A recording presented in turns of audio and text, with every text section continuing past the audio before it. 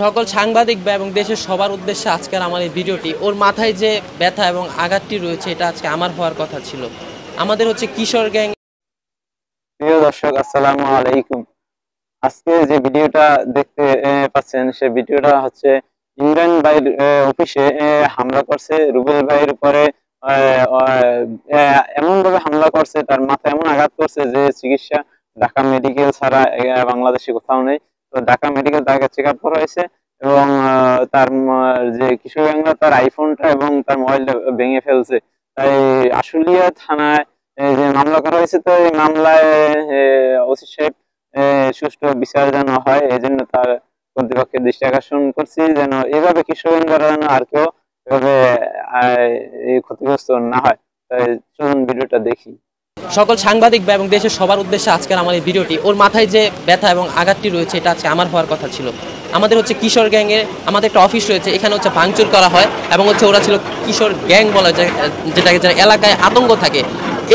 এই গ্যাং হচ্ছে আমরা এটা নিয়ে মামলা হয়, আশুলিয়া থানায় মামলা হয়, এটা নিয়ে তদন্ত চলছে। এবং হচ্ছে আমার অফিসে এসে অফিস ভাঙচুর করে। অফিসের ওর কাছে টাকা ছিল 30,000। এই যে ওর এটা হচ্ছে রুবেলের ফোনটা হচ্ছে ভেঙে ফেলে, ওর একটা আইফোন ছিল সেটা হচ্ছে নিয়ে যায়।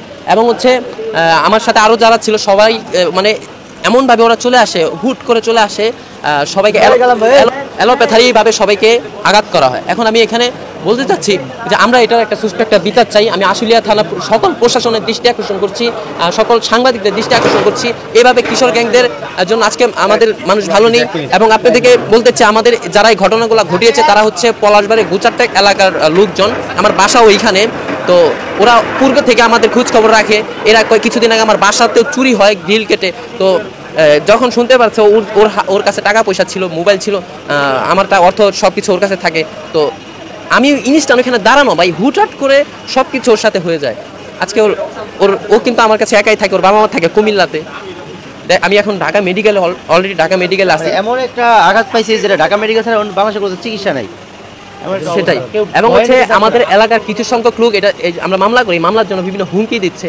তো আপনাদেরকে বলতে চাই, আমাদের মামলা এসআই হচ্ছে আশুলিয়া থানা অপূর্ব স্যার। তো ওনাকে ধন্যবাদ জানাই, উনি আমাদের মামলাটা ভালোভাবে দেখছেন এবং হচ্ছে দয়া করে সকল সাংবাদিক এবং প্রশাসনের দৃষ্টি আকর্ষণ করছে আমাদের বিষয়গুলো দেখবেন। আমাদের ভিডিওটা কপিরাইট ফ্রি করে দেওয়া হয়েছে, আপনারা চাইলে আপনারা যে যার মতো ভাবে এটা ছড়ান, আপনারা চাইলে পারতে পারেন। সবাইকে ধন্যবাদ। আমাদের বিষয়টাকে অবশ্যই আপনারা আপনাদের জায়গা থেকে প্রচার করবেন, আমরা যেন এটা সুষ্ঠু একটা বিচার পাই। কেন হচ্ছে আজকে কিশোর গ্যাং যেখানে সেখানে সবাই এই বিষয়টা নিয়ে আতঙ্ক রয়েছে। এবং হচ্ছে আমরা